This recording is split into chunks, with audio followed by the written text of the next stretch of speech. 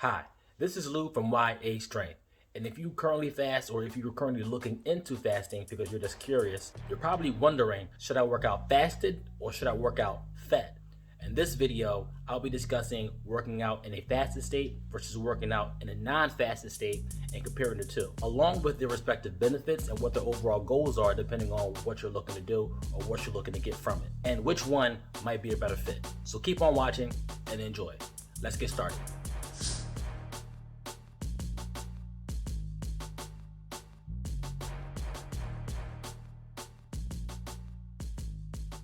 Okay, so let me begin by saying this first. This is not a one-size-fits-all scenario. So although there are key differences in how your body will likely react to working out in a fasted state versus working out in a non-fasted state, everyone's response may be different regardless of what the likely response is, if that makes sense. But let's talk about fasted workouts first. We know that fasting is when you abstain from food for an extended period of time. And after you take your last bite, we know that it takes some time for your body to fully digest that food.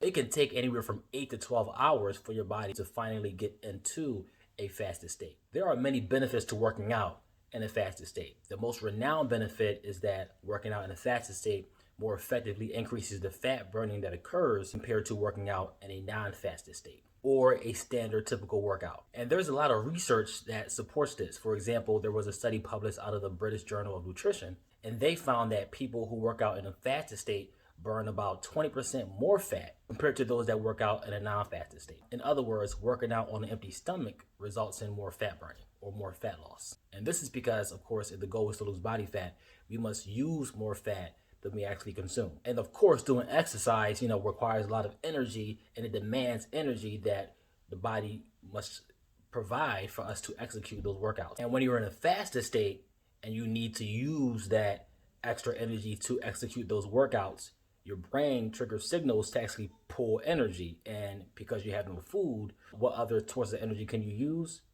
Fat. And that's why your brain signals your body to start using fat as fuel, which is why when you're in the fasted state, you burn more fat because effectively you're forcing your body to use fat as fuel to get you through those demanding workouts that you're doing. In better words, after an extended time of no eating, or once you finally get into a fasted state, your body will eventually deplete itself of glycogen, especially if you're working out. And your brain will then send out signals to actually burn fat.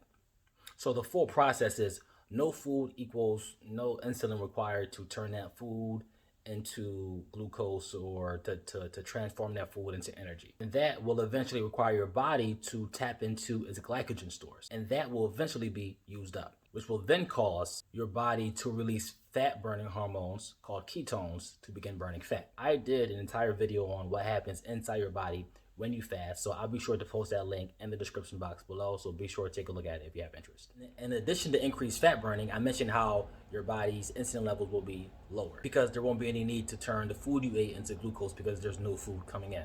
Being in a fasted state does that by default, and it effectively increases your insulin sensitivity, which refers to how sensitive the body's cells are in response to insulin. So, why does that matter? All those effects I mentioned can help you burn fat, or in other words, it can help you accumulate fat, depending on what happens in your body and what's happening at that moment in time. Think of it like this. Insulin is very important and is extremely important, absolutely important, but high levels of insulin is not good, and it's often associated with diseases such as diabetes. Plus, remember, insulin's job is to turn the food we eat into glycogen, or changing the glucose from the food we consume into glycogen to use it as a form of energy. So once your glycogen stores are full, which often occurs because we overconsume in many cases, it turns the excess amounts into fat. And that's why insulin can technically cause you to retain or accumulate more fat if you're overconsuming and you're never in a fasted state. So as long as there's food in your system, insulin will keep turning that into glycogen, and your body will keep using that as energy, never having a time to begin to burn the fat. Which is why working out in a fasted state is very effective.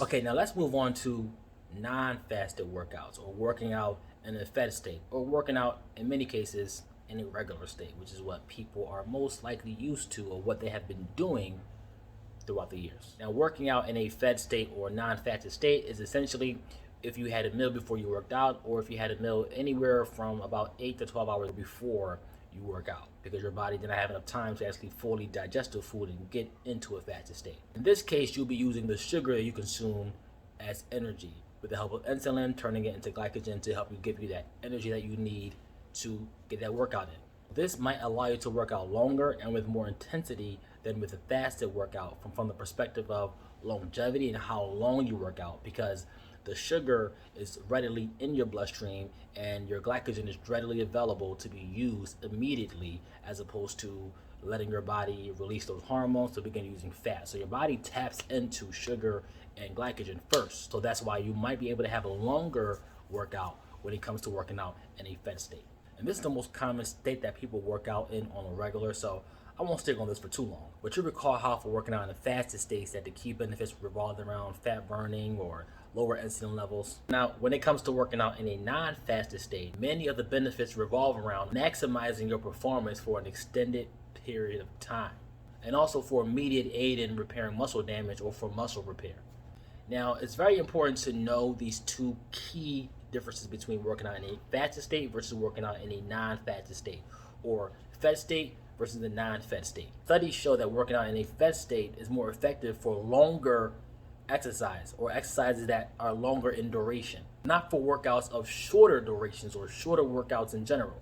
In other words, if you plan on doing a short workout, let's say short could be 30 minutes or 45 minutes max, you could do that in a fasted state and be perfectly fine. However, if you plan on hitting a session for a longer period of time, let's say over an hour, hour and a half, up to 2 hours of working out, or you plan on doing a half marathon or a long run, working out in a fed state will be better for you, because you'll be working out for an extended period of time.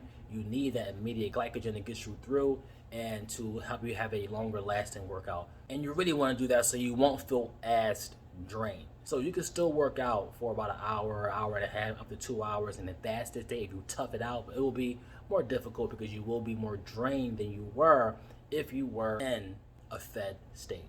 So in closing, when it comes to a fasted workout versus a non-fasted workout, neither of them are better than the other. It depends on what you're looking to accomplish or get from that respective workout, and also what type of workout you're doing. If it's going to be a long, strenuous workout for over an hour and a half, up to 2 hours, or a long marathon, you might want to be in a fed state. If it's going to be a shorter workout, let's say a 30-minute HIIT session or a 45-minute workout, or even up to an hour, you could probably get away with that in a fasted state and be perfectly fine. It simply comes down to what you're looking to get from it. If it's fat burning, then go for fasted workouts, because you will definitely get more fat burning. Studies show that it will increase your fat burning overall by up to 20%. But keep in mind, you can still burn fat if you're in a fat state as well. You just won't burn as much fat. So although it said in the study that I posted in the link below that you can burn up to 20% more fat than you would in a fat state, it's not saying that you won't burn any fat at all in a fat state, if that makes sense. So you still burn fat. It's a question of how much fat do you want to burn, or for the person that's looking to burn more fat, which is the better approach. So you have to juggle those two and figure out what you're trying to accomplish, and then decide, should I work out in fed versus work out in the fasted state. There are 100 ways to get to one point. It simply comes down to preference. So do what you prefer, do what your body can handle. Plus, there's a lot of unknown variables that come into play here. There's your overall fitness goals, the type of workout that you're actually doing, how long you're actually doing that workout for with regard to session time, aka will it be shorter or will it be a longer workout, and more. Plus, I also know people who can't even stomach working out in the fasted state, right? They can't stomach working out if they don't have anything in their body. They feel sick, they feel like they want to throw up. So maybe working out in the fasted state isn't for that person. You might be that person that falls into that category. And there are also people who are the exact opposite, where they feel those same symptoms when they work out with food in their stomach immediately before a workout. So don't listen to anyone but yourself here. And of course, listen to any medical professional or your physician or your own personal doctor with regard to what they recommend. But outside of that, go with your own personal preference. Yes, go on YouTube, see what people say, see what their recommendations are, but it's based on your own personal preference and how your body reacts to it. Long story short, what works for some may not work for others. Find out what works for you.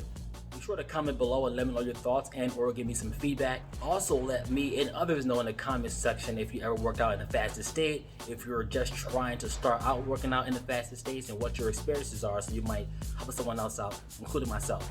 As always, this is Lou from YAstrength. Don't forget to like, comment, and subscribe.